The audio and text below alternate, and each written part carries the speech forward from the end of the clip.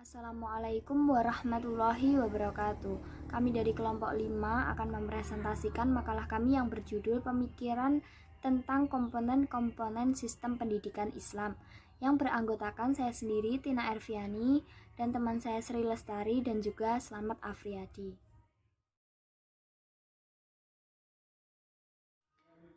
Yang pertama yaitu dasar dan tujuan dari pendidikan Islam. Fungsi dasar ialah memberikan arah kepada tujuan yang akan dicapai sekaligus sebagai landasan untuk berdirinya sesuatu. Dasar ideal pendidikan Islam adalah identik dengan ajaran Islam itu sendiri. Keduanya berasal dari sumber yang sama, yaitu Al-Quran dan Hadis. Kemudian dasar tadi dikembangkan dalam pemahaman para ulama dalam bentuk Al-Quran. Al-Quran adalah kalam Allah yang diturunkan kepada Nabi Muhammad SAW melalui malaikat Jibril sebagai pedoman hidup manusia bagi yang membacanya merupakan sesuatu ibadah dan mendapat pahala. Nabi Muhammad SAW sebagai pendidik pertama pada masa awal pertumbuhan Islam telah menjadikan Al-Quran sebagai dasar pendidikan Islam di samping sunnah beliau sendiri. Kedudukan Islam sebagai sumber pokok pendidikan Islam dapat dipahami dari Al-Quran itu sendiri dalam firman Allah, yang artinya, dan kami telah menurunkan kepadamu Al-Quran melainkan agar kamu dapat menjelaskan kepada mereka perselisihan itu menjadi petunjuk dan rahmat bagi kaum yang beriman. Quran Surat An-Nahl 64. Media pembelajaran merupakan satu komponen dalam lingkungan pembelajaran yang dapat merangsang peserta didik untuk belajar. Media pembelajaran Al-Quran merupakan firman Allah yang telah diwahyukan kepada Nabi Muhammad SAW untuk disampaikan kepada umat manusia.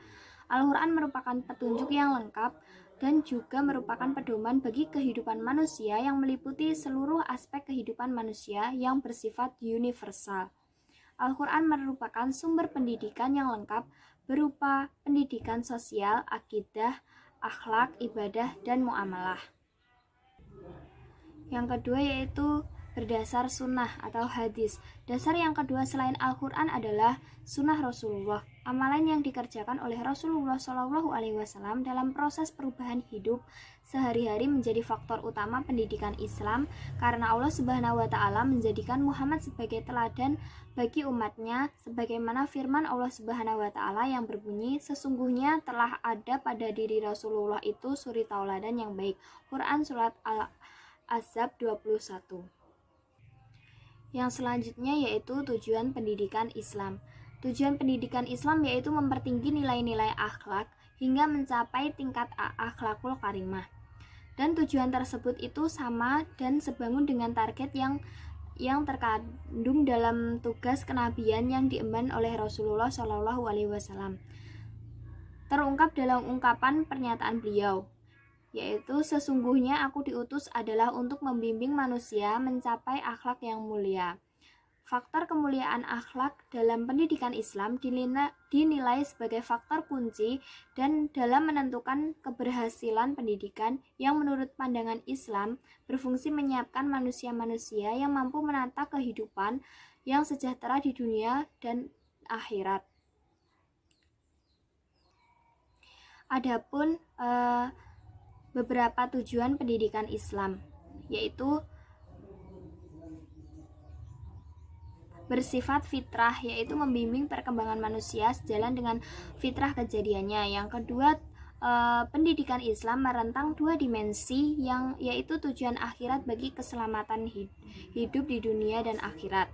Yang ketiga, tujuan pendidikan Islam mengandung nilai-nilai yang bersifat universal yang tak terbatas oleh ruang lingkup geografi dan paham-paham isme tertentu.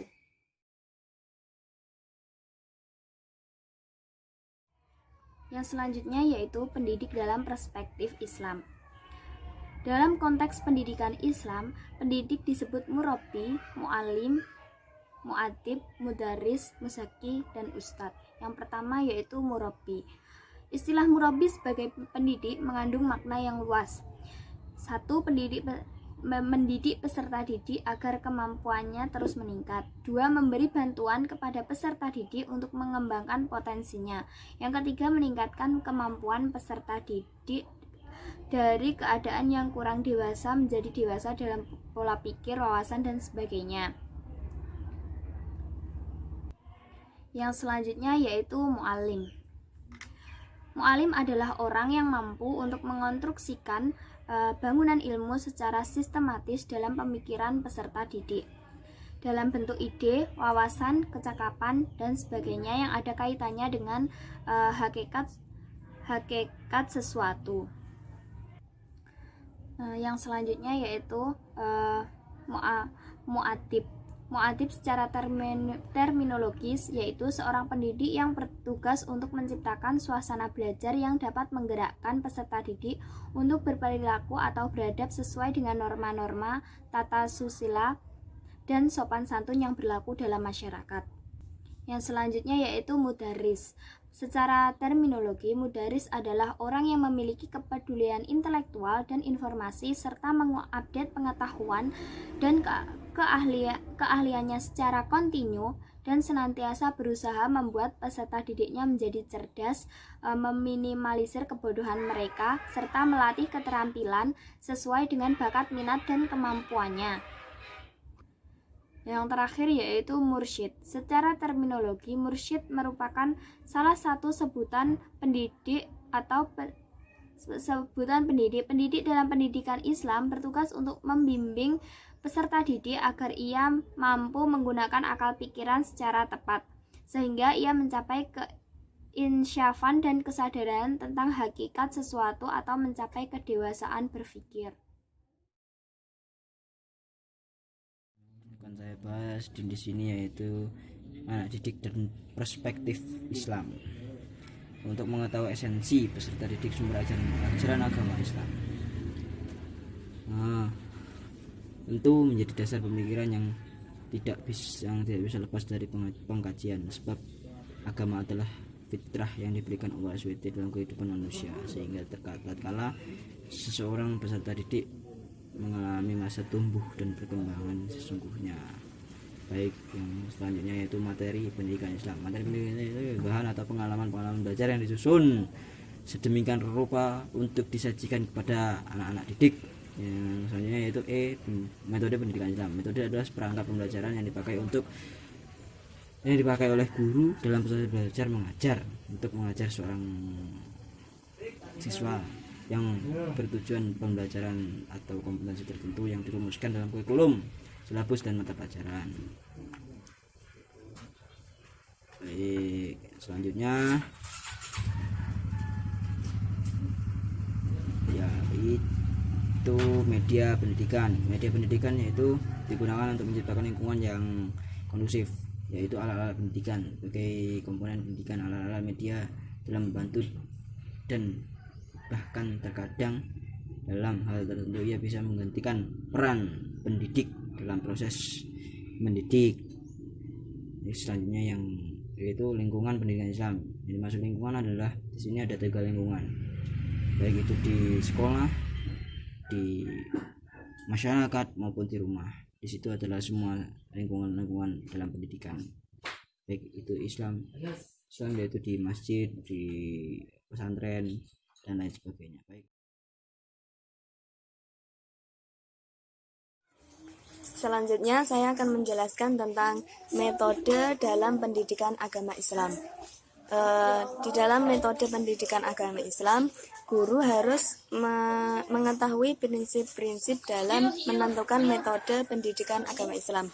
Yaitu yang pertama yaitu memberikan suasana kegembiraan di dalam kelas. Yang kedua, prinsip memberikan layanan dan santunan dengan lemah lembut. Yang ketiga yaitu prinsip bermakna bagi peserta didik. Itu untuk prinsip-prinsipnya. Sedangkan metode yang digunakan itu bisa menggunakan metode teladan, kisah, nasihat, pembiasaan, serta perintah dan larangan. Yang selanjutnya yaitu alat atau media yang digunakan pendidikan agama Islam. Di antaranya yaitu bisa menggunakan media-media atau teknologi yang sedang berkembang saat ini. Di antaranya yaitu bisa menggunakan internet, bisa menggunakan DVD ataupun LCD, dan berupa video atau tayangan-tayangan yang dapat digunakan untuk menyampaikan materi pembelajaran. Yang selanjutnya yaitu lingkungan pendidikan. Dalam hal ini lingkungan pendidikan sangat berpengaruh dalam kegiatan belajar mengajar. Jadi dalam keadaan-keadaan tertentu harus memperhatikan yang namanya keadaan dalam proses belajar mengajar, sehingga tercipta suasana yang dapat. Yang selanjutnya yaitu lingkungan pendidikan. Lingkungan pendidikan ini sangat menentukan dalam proses belajar mengajar. Lingkungan pendidikan ini berupa keadaan-keadaan yang mendukung proses belajar mengajar itu terjadi.